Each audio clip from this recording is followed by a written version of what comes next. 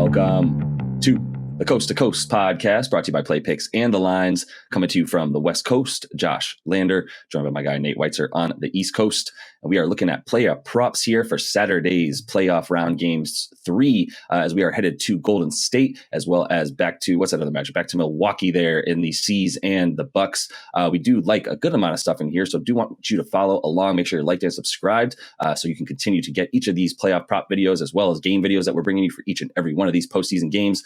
Also want you to head to playpicks.com. Make sure you're checking out Nate's great written work on there as well. All the playoff best bets, player props. Got some baseball coming your way these days as well, so plenty of action there for you. Playpicks.com. Also, thelines.com has a great odds checker tool for you guys. Make sure you're shopping the best NBA player props out there with that tool that we have for you, and also have the ability to win a $25 Amazon gift card. Head to play.thelines.com, and we will have that NBA Daily Pick'em Challenge up there for you guys. Get every single one of those picks correct, and we will send you that gift card. And as always, if you do still need a FanDuel or DraftKings account, head to ftpicks.com or dkpicks.com. Find those listings in your area, such as what we've got for play props tonight. Nate, let's get into it.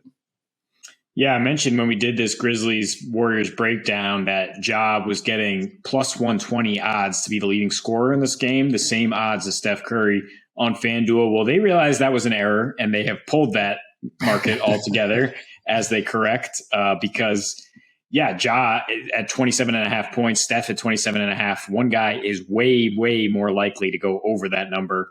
It's Ja, and he's only up to 28.5 points after that adjustment because the Grizzlies, that is their half-court offense right now, is give the ball to Ja, let him do some stuff. And with Gary Payton knocked out of the series, sadly, I don't think the Warriors have any answers for it. Especially if he's going to be allowed to carry the ball every time you come out and guard him on the perimeter or try to trap him. But that's the NBA. They're not going to call a carry. The Warriors, yeah. So maybe we'll see more blitzes coming from the Warriors trying to double team him. I think he can still break that down and probably still rack up assists. So 20.5 points or 37.5 points assists. Worth a look. At DK, they have this market up still in the sense that you can bet Ja minus 140 to outscore Steph. I feel very confident about that. Steph is not a huge usage guy right now. The Warriors are playing in a system. They have three guards who can fill it up, and he's not going to force things, but Ja is going to force things. He has to, and his usage rate sky high in this series thus far, 38.5%. Scoring 40 points per game, along with 8.5 rebounds, 9 assists. There is another tempting market on DK. 35 points, 10 rebounds, 8 assists is plus 950. And just the juice you can get there would be worth hoping for those rebounds and assists to come through. I think he probably does get around 35 again here. You look at with Dylan Brooks suspended, that's kind of been a correlation. I mean, Brooks was out a lot of the season, so it's not like a huge difference here, but in his last 9 without Dylan Brooks, Ja did have this kind of usage rate, 37.5%, average 34 points per game. And that includes his career high 46, followed by career high 52 a couple nights later. Yeah. And he posted a 40% usage rate in 4 of his last 7 without Brooks. Interesting matchups here. Boston, Chicago, as I mentioned, Spurs, Knicks, just in the sense that those are teams that are really, at least 2 of them, the Knicks and Celtics, really physical defensive teams that are going to try to make you beat them in the half court, slow it down. And then 2 other teams in the Bulls and Spurs that just can't stop anything in the paint. And the Warriors, kind of a combination of both right now, with Draymond not necessarily up to his Defensive Player of the Year standards. They're kind of getting burned in the paint. They certainly haven't been able to keep Ja out of the paint. And he's going to keep having fun here, flying right to the rim, I would assume. Yeah, I think that's a fair assumption. I would say, the leading scorer for Ja sounds right in this one as well. I think the assist is where I go. Look, especially without Gary Payton, we talked about this in the game video. The only thing that Kerr has left is blitz the hell out of Ja. And at the very least, don't let him go left, man. Like he went left like 85% of the time that he was driving to the basket, finishing with those just, hanging in the air layups with his left hand, finding an angle off the glass. Why is he better with his left? I don't know. He's incredible right now, but you can't take the ball out of his hands, man. And I don't think that, if his shot isn't going in at the same clip it was in the first two, that creates a whole other world of problems for him. So I'm kind of expecting a bit of regression in the points. I think 28.5 remains fair. And I honestly think it's a little bit high, to be honest, just because I do think this is a game where maybe you're looking at assists now, right? And you're also talking about a guy like potentially Melton, who had a great game for them defensively in game two and was a great sub for Dylan Brooks playing his minutes in those games. Maybe you look at some DeAnthony Melton props as well, which I'm sure are still low, and I can pull up real quick as I'm talking about it. But that was a guy that I was continuing to think about from the standpoint that, like I said, he's going to get those Dylan Brooks minutes. And he is a guy who has benefited from Brooks being out, as he's, playing that same position as was the case when Ja was out and Brooks was out for the second time this season. And then you saw DeAnthony Melton have that like 5 or 6 straight games where he was averaging, more than 22 points or so a game. And he does not have props up, which is really annoying right now. But that's a guy that I would eye with Brooks out, and maybe the Ja assists at 8.5. They're, minus 105. I don't hate that as well. It's just the points that I'm a little bit scared of, but I still expect him, obviously, with that high usage rate, close to 40% at like 38 or so. You got to expect that he's going to continue to at least get, good numbers. I would say like a 25-10 game for him is a little bit more what I'm feeling. So if you want to, figure out if you do agree with that and want to tailor, you figure out how to bet on that with some same game parlays and things like that with adjusted lines and whatnot. But either way, I'm going to take a guy that I think is going to go completely off. It's sort of the 7-foot Ja, if you will, in this playoffs, which is Giannis. The two guys just running downhill at everybody and appeared near unstoppable at times. And I think that's going to be the Giannis that we're getting here in game 3 after, he was relatively shut down as far as Giannis in the playoffs has been, in these last two, still averaging close to like 27 points a game or so with double-digit boards. But in this one, it's 30.5 points. That's actually even money on DraftKings, minus 106 on FanDuel at the same prop. So definitely some better juice there on DraftKings. But we also talk about the 2.5 steals and blocks with Giannis, plus 115. That's based on the fact that he's going to play hard. He's averaging about the 2.5 or so in the last bunch of games he's played against the Celtics at home. And in the first two, he averaged, 2 combined blocks and steals. So he's just under that. He's right around it. But this is a game where he's coming out going balls to the wall right away on both sides of the floor. And you definitely love the hustle stats there for him. He's coming back home. Kind of my last point there. In his last 3 home playoff games. This in these playoffs anyway. Obviously, we're talking about against the Hawks, but still some solid numbers at home in general. 31 points, 14 boards, 5 assists. That's in just 34 minutes a game. In the first 2 games of this series, he played 38 minutes with a 43% usage. I'm not lying about that. So he shot the ball almost half the time that his team was on offense, and he scored plenty of points in those. I think he comes back home and his last 2 at home versus the C's. You also look at the free throws, 13 free throw attempts a game when he's played the C's at home. His last couple times, 33 points, 12 boards. It's Giannis. He's following a loss. This is the last thing because I did take the time to look this up. So I want to talk about it for 1 second, which is the last 5 games, including these playoffs, following a loss. We're talking about Giannis coming out with 30 points, 11 boards, and 5 assists in those last 5 games. So he's going to be coming out with a vengeance. All those scenarios really line up for us right now. At 30.5, I would take him near like 33 or so, to be honest, with those points. Yeah, I mean, all you have to do is look at the third quarter of that last game in terms of how they responded to the Celtics. It was just give Giannis the ball. He played the entire third quarter, had 18 points, 8 of 11 from the field. Yeah, he had 3 turnovers, a couple costly offensive fouls, but he's not going to stop attacking without Chris Middleton. This is what the Bucks have, and they're going to keep, forcing the issue. Forcing the officials to make a call or not. And Giannis, if he's going to post that kind of usage rate, the Bucks are not really assisting anybody against that defensive scheme that the Celtics pulled out in game 2, rather than in game 1, where he was deferring a little bit, unable to get his shot and got more assists than points. I think we will still see some of the same in terms of single coverage on Giannis. And that brings us to our third pick, Grant Williams. I'm sorry, I'm going to interrupt you. I did want to say the Giannis turnovers are ridiculously low, by the way, because you brought it up. He's had 11 in his first 2, and they're at 3.5 right now on DraftKings. I would take 4.5 and get even better odds, just so you know. I think he's going to continue to turn that ball over with that giant usage rate. So, yeah, I mean, the Celtics and Grant Williams are trying to take charges on him all day. I mean, why would you not?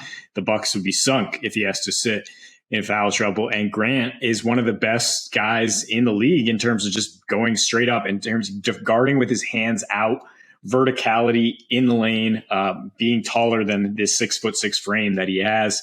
He guarded Giannis for 6 minutes specifically in game 2, and it did not commit a foul, allowed 8 points on 4 for 10 shooting with 1 turnover from Giannis, and it really just frustrated him. So I think that turnover was a charge, by the way, to your point. Exactly. Yeah. That they reviewed for potential flagrant, one of the 11 they reviewed in that game. But the point is Grant's going to play a lot. I mean, Udoka went with a 7-man rotation with Marcus Smart out there, and no Daniel Tice whatsoever. So it's going to be more Grant Williams. He's far more versatile, far better defender than Tice. We'll see Smart, I think, eat into more minutes of White and Pritchard in that rotation, rather than Grant suffering anything. I mean, he played 27 minutes in game 1, had 8 points on a 10% usage rate. Not really a coincidence that, in 35 minutes, he had a 20% usage rate and the Celtics offense was flying. He does exactly what they need to do in the series, right? Which is either hit the open three or show and go, get into the paint, and find somebody else, or he's one of the few guys who's actually looking to finish with those little push shots. I mean, we forget he had a very versatile skill set inside the arc coming out of Tennessee, and he just kind of molded himself into a great 3-point shooter, which he has been. I mean, if you want to say the Bucks are going to bet on him missing that, like, I think the Celtics will take that bet. He's 8 for 13 from 3 in these 2 games, 8 for 12 from 3, hit the last 3 against Brooklyn. Like, he will knock down open shots, and he is not at all shook on the road. In fact, he's kind of one of those guys the Celtics lean on to maintain their intensity on the road. Since they started their hot streak, he's averaging 9.5 points with a plus 123 plus minus on the road versus just plus 11 at home. They need him more in those situations. That is all to bring me back to I'm psyched we just got some role player props up because it usually takes so long. But Grant at 9.5 points, minus 108 odds. Love him to go over that. DK is offering minus 120 for him to hit 2 threes. I think he probably hits 3 here or at least 2. So I think both of those are solid bets rather than trying to chase some points from the stars. Yeah, no doubt. Grant Williams on the all big booty team for sure. That's what helps him play above his 6'6" frame as well. He's got the dimensions of Charles Barkley and actually a few more inches on him. And that 3-point shot became so smooth, man. It's silky. It's wild how good he's become. He's one of those guys that was kind of on the all surprise team where if you had told me at the very beginning of the season Grant Williams was going to be a key contributor playing 35 minutes in a playoff game versus the Bucks, I would have been like, well, then how are the Celtics even in the playoffs if they need Grant Williams to be that good? And it's like, well, they don't. At this point, he's kind of cake on top of everything, and the rotations that they have allow them to stick a guy who's 6'6" but can guard guys 5-6 inches taller than him because of his size and the way he uses his body. I love Grant Williams. We all wanted Baby Davis to kind of be this. He never panned out, and Grant Williams is going to soar and definitely make a good name for the shorter all big booty team for sure. So I'm going to move on. Lastly, here with a guy who's headed home, role player, if you want to call him that. Jordan Poole might be better than a role player at this point. That might have been a disservice. He's only coming off the bench because he does add that spark, and he played it very well and kind of figured out how to come off the bench in the first 2 games, I would say, in Memphis, as Steph got back in the lineup. This game, he probably is back in the starting lineup. If he's not, he's going to be playing even more minutes than he was because Gary Payton Jr. Is not going to be playing. As we know, he's out of these playoffs at this point after that dirty play by Dylan Brooks that will leave him on the sidelines as well for game 3. Poole's props are at 22.5 points plus 108 on FanDuel, which I really, really like. And you could add the assists on DraftKings. Is better odds there with the assists, 26.5 points and assists combined for him. I still honestly I think the points are where you go for this. It's a lot of, like I said at the top, him coming back home and playing, in Golden State now, where in these playoffs at home he's got a 26% usage rate and scoring pretty much the same on the road and at home. But it's about the fact that his usage rate goes up a bit at home. His minutes on the road are actually higher because at home they've actually blown a bunch of teams out. So he's played about 29 minutes a game at home versus 35 on the road, where they're really looking for more offense on the road and can't find it. But at home he's been so efficient, including 52% from 3, that he's contributed to these blowouts. He hasn't even had to play more minutes. So he's just so much more efficient at home right now, including almost 4 threes a game, where that prop, by the way, on DraftKings, minus 105 for him to hit 3 threes in this game. Really like that. I said he's hitting near 4 at home so far. And he's likely getting the start. He's likely going to see Ja on him, which is, I think an advantage, Jordan. I think if those guys are guarding each other in this game, advantage offense for both of them for sure. But they're really the only two guys on the court athletic enough to even, be able to guard each other at this point. Although D'Anthony Melton, he'll be in there, but they want him on Steph a little bit more, yada, yada. So anyway, I think, this is a good game for him to continue to shoot from deep, where Memphis is actually much worse at home, or excuse me, on the road in terms of their 3-point defense, where they allow teams to shoot 36% versus the 33.5, 34% at home. So yeah, I think this is a good opportunity for Poole to get those 22.5. I mean, he's scoring more basically though that right in these playoffs, and I think this is a game where you continue to like points for the Dubs and needing him to play really well. You call him a role player, and he's the number 2 option now. I mean, Clay is still trying to get back to where he was, but anybody watching this team knows that Poole is number 2 behind Steph right now. Definitely in terms of creating offense and finishing in transition, which is key here. Memphis has been turning it over like crazy in these playoffs, allowing 18 points per game off turnovers in this series. That's where I looked for Poole to get some hay here, and to just clap back as he continues to get embarrassed by Ja on the defensive end. He got dropped a couple times, and hopefully the Warriors are going to try to keep him off Ja, that's for sure. But I think they're going to have to start him with Peyton out. I think we'll see heavy minutes, and that's why he's averaging 22 in 29 minutes at home. But just give the man some more run and let him do his thing. Yeah, and he's confident as hell right now. By role player, I meant young players. Would young players play better at home in the playoffs? I think that's what I meant. But either way, yeah, some big things from Poole tonight in these games. I think we're going to have a ton of fun watching both of these games. We're going to have a really good matchups here. These are the 2 best series right now. Obviously, they're the 2 that are 1-1, and these are the 2 that we like to continue to go a pretty far distance. So let's get into it. The Celtics are +3 now as they hit the road, and the question everybody wants to know is that 3-point shooting sustainable? That is a question we will get to here in a minute. The total 213, it's creeping down, but I mean, the first 2 games went way, way under. So I don't know if that is low enough. And then the second game, Memphis now +6.5 as we go to Golden State. That total only dropped 1 point at the opening, and it's been bet down a little bit. Might get bet down further to about 224, 223 as we're recording this a couple days in advance. Mm-hmm. So that, I mean, the Celtics shot again over 50% of their attempts from downtown. They just connected at a rate of 10% higher. But I mean, those are just raw numbers. That's if you're just picking up the stat sheet and trying to explain what went different in game 2 and game 1.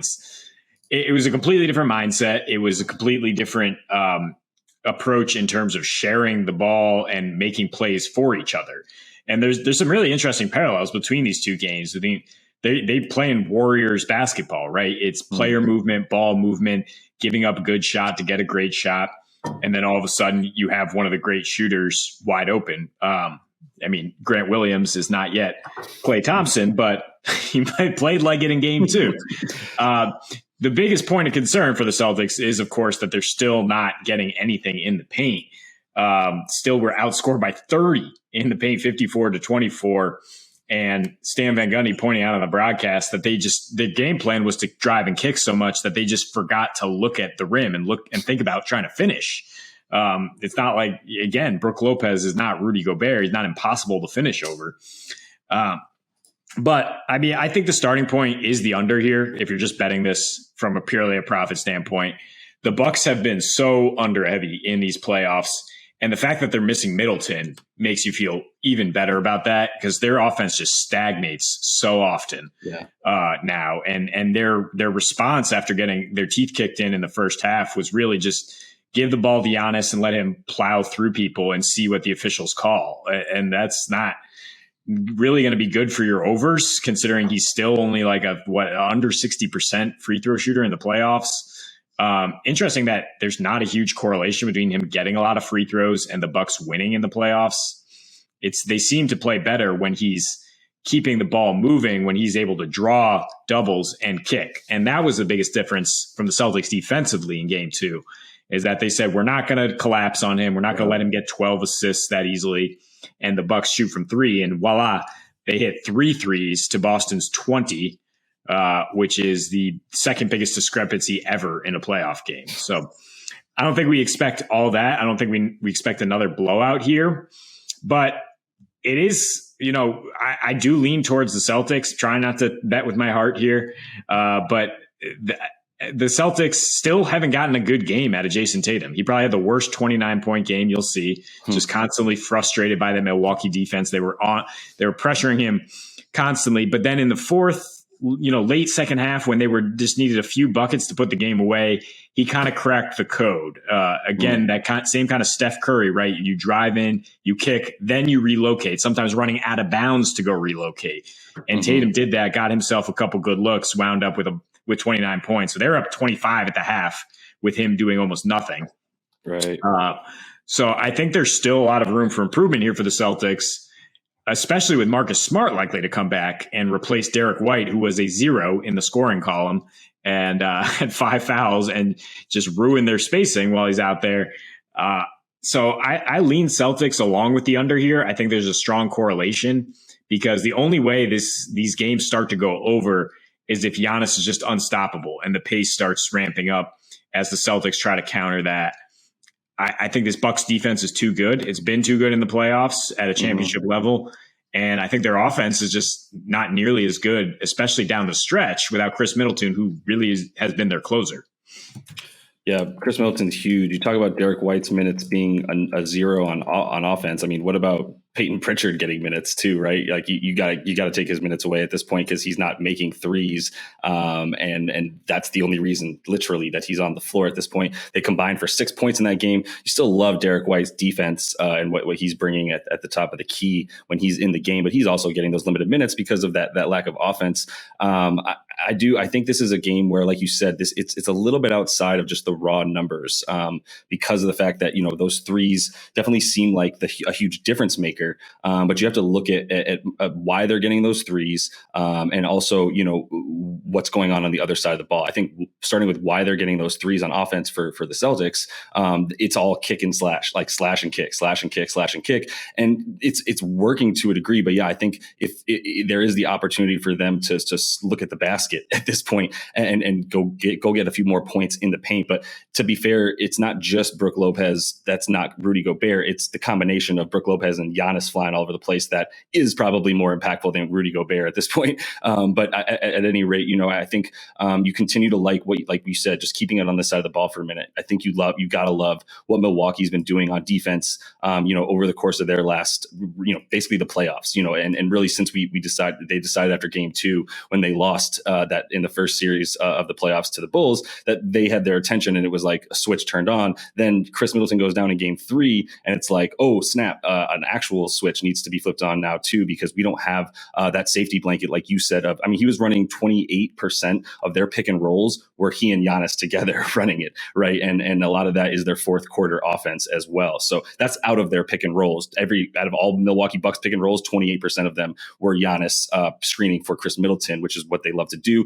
Drew's the benefit of that at this point. Drew Holiday is the beneficiary of that at this point, with him being able to, he's got 25 in game 2. He had a nice 24 in game 1. So he's definitely filling that role and coming out with this sort of championship pedigree that, I don't know, maybe he's sort of showing people things about Marcus Smart where he's like, defensive player of the year, I'm the best defensive guard in the league. There seems to be it's something that's going on with him that he shot out of a cannon. I continue to like to follow along with his props there. But just real quick, flipping it to the other side of the ball. And all of this is leading me to continue to like an under. We told you, after we saw game 1 and we went, oh snap, wait, game 1 made very clear how this is going to go on defense on both sides of the ball, how hard it's going to be for both teams to score for different reasons. On the Bucks side of the ball, length everywhere and actually being able to bother the length on offense that Boston brings all over the floor as well. And then on the other side of the ball, you talk about, them actually being able to throw bodies at Giannis in a way where, like you said, the double coverage isn't working for him. And the key stat for me was, 21 assists in game 1 and Giannis triple double because they're looking to have him get the ball out of his hands, right? And then you look at game 2, I believe it was 14 assists as a squad, not enough, right? 16, something around there. So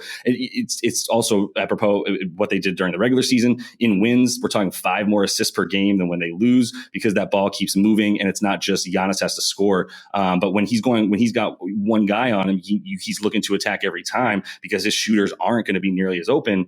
You diminish the assists, and you can definitely frustrate him when you've got Papa Al meeting him at the foul line, and then you've got Rob Will meeting him at the rim with Papa Al still all over him. So that's a recipe for being able to stop even the Giannis to the degree that they have, which keeping him under 30 points right now, especially in playoff games, is just that. So I've made the mistake of thinking that the Bucks would be able to cover again in game 2 and trying to parlay / money or tease that with the under. I'm going to learn from my mistakes and just go under in this one with the way that these two teams are playing defense and the way that these matchups are working out for this to just be a completely grinded out series. No matter where you are, at home, on the road, the Bucks and C's are pretty much the same team, by the way, both of them on the road and at home this season. Yeah, you have a lot of outs if you take the under, right? The fact that we've seen the Bucks just shut down the Celtics, or the Celtics go cold from the perimeter, forcing shots.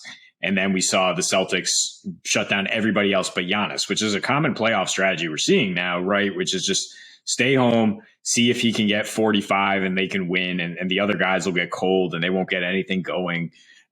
And it was just Giannis in a crowd, and that whole second half, and they were slowly chipping away, bringing it back, but not enough to get over, which is, if all you were interested in, you were just saying beautiful, beautiful.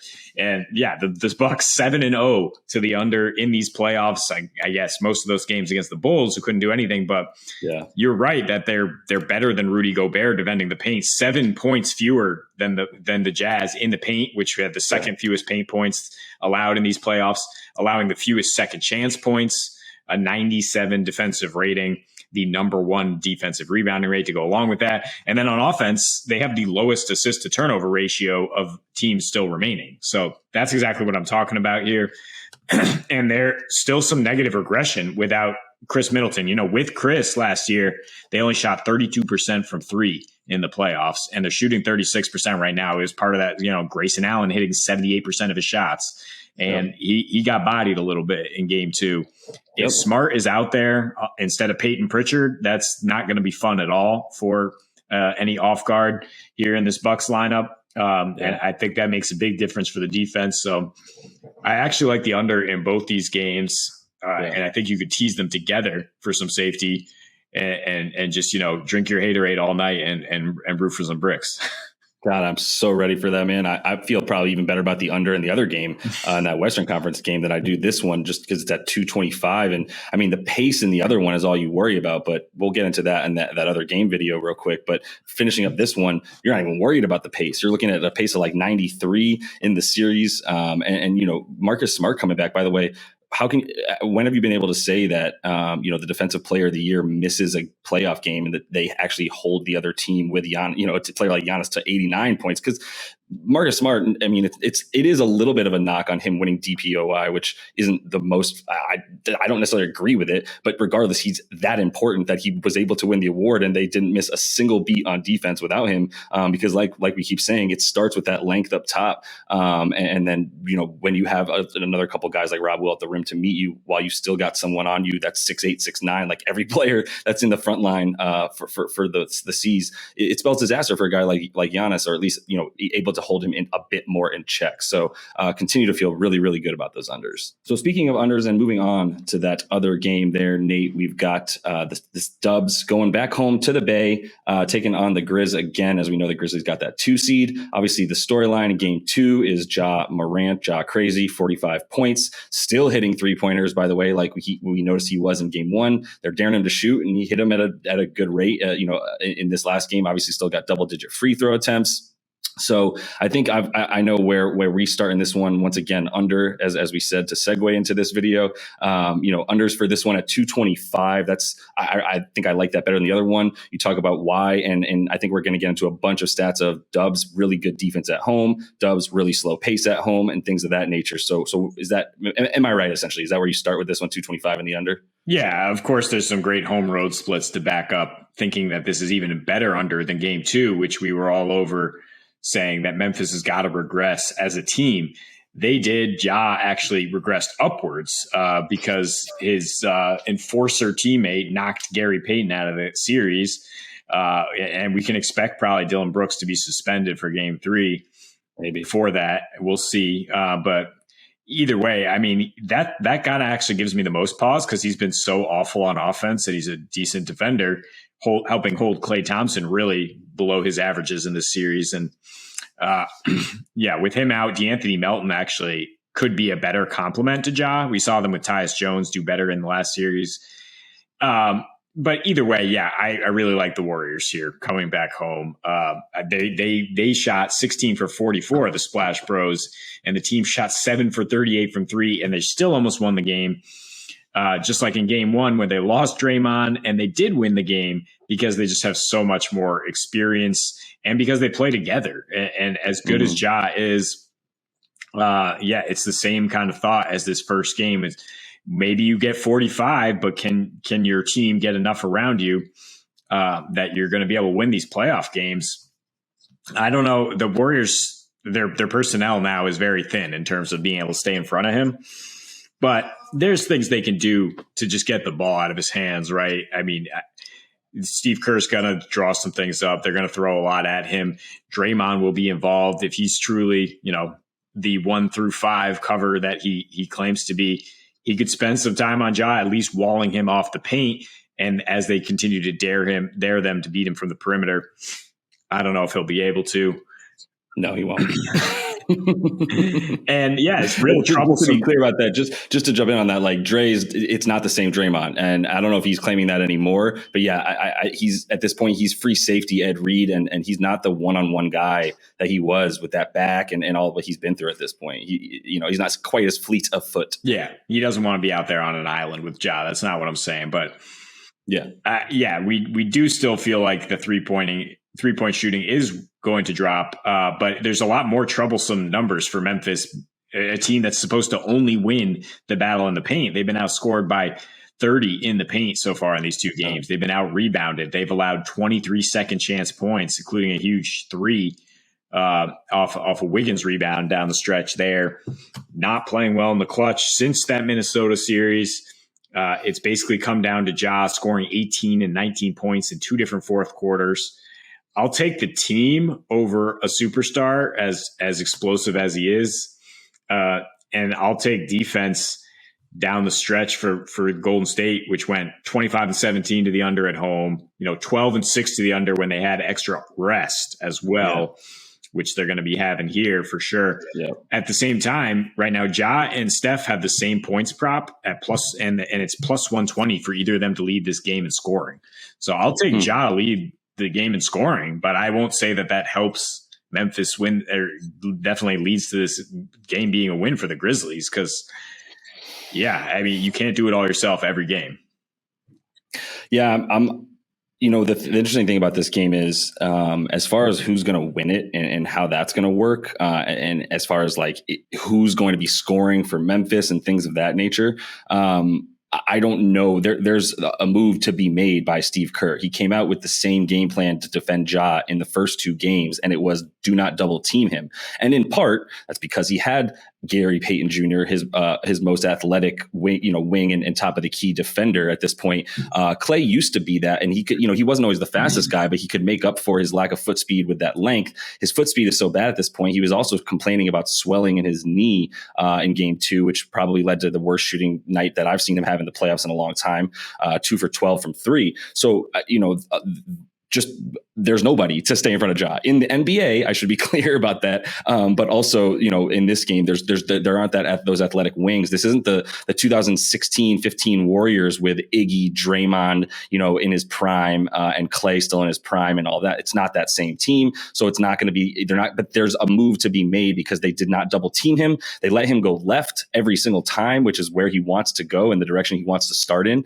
So there's a couple of things that if you get into the numbers of what he was doing there, you can make some adjustments and decide, I don't want Ja to beat us. At the same time, he could just go with the same game plan and say, I'll let Ja beat us, because those 3-pointers are coming from Ja being wide open at the top. When their switches are coming, they're switching under. They're staying, right 2-3 feet inside the 3-point line, because one, they can't keep him in front of them, and two, they don't expect him to continue to make that shot. So we'll see what happens. The reason what that would affect to me, and what I'm staying away from, is sort of Ja props in this one, and any sort of Memphis props, just because I don't know what the sort of what Steve Kerr and company are going to force them to do with the way that they play defense, especially because the other X factor is Gary Payton Jr. is out. So there is nobody to guard him, which would lead me to believe that they would have to start doing a bit more doubles and get the ball out of his hands. The other thing working in Kerr's favor is that Desmond Bane is clearly hurt.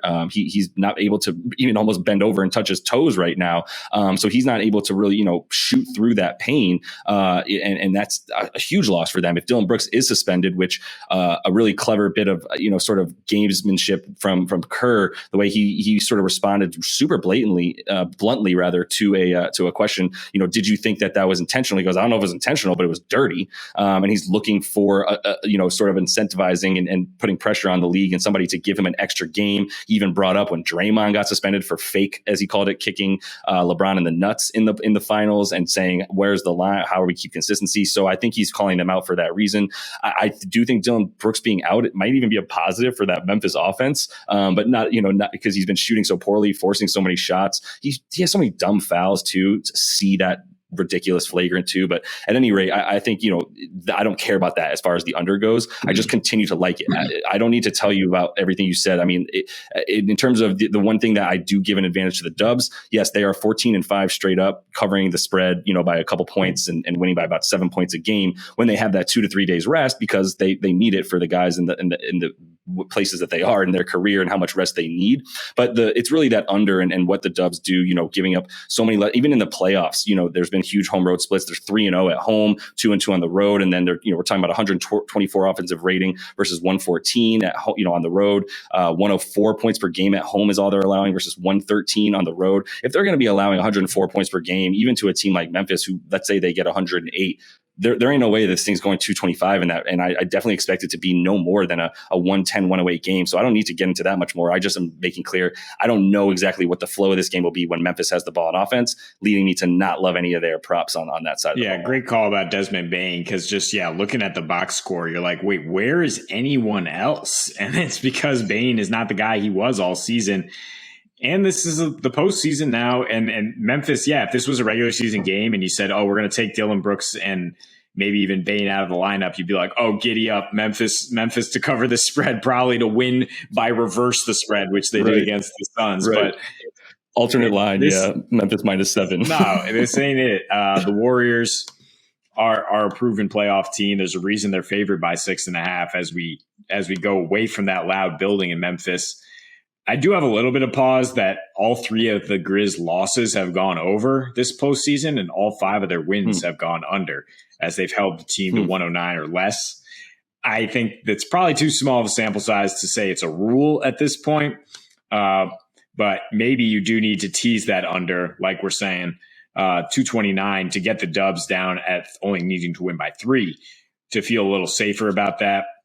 But in any case, I think the shine is off. I think that before game 2, I said I think Memphis is going to get one game and it's going to be this one. And you can still get plus 310 for the Dubs to just win the next 3. And I don't think that that's a terrible bet. You can hedge by getting Dubs in 6 at plus 185. I think there's no chance Memphis wins this series. Ja had a wonderful coming out party there in game 2. It's not sustainable for 4 or 5 more games. Yeah, I do think Memphis gets one more. I think that there's the opportunity for, Bane to get a little bit better, both health wise and then obviously performance wise. I think there are a couple guys that you still expect at least one more good game from, potentially Jaren Jackson Jr., who came back with an abysmal game 2. We did say he was going to attempt a ton of threes. We weren't positive he was going to make all of them, but we knew he was going to be shooting them, and he did make 2 of them. So either way, my point is I think there is some opportunity for them still to at least win one more game and then sort of have this be their, we got next kind of moment where they still can't get past the Dubs in the playoffs, or a team like the Dubs, but this is the last time they can. Next year, maybe they can push through. Either way, I do still think we're looking at a Dubs Suns finals, which is what I bet in terms of a parlay of those 2 series together, and hoping that pays out for me. So we will continue to follow along with these games. That's all the time we have for this slate here on Saturday. Make sure you are liked and subscribed to that page. Continue to follow along with us as we bring you each and every playoff game with a video, as well as those player props we have up for you as well. And until we see you next, happy betting.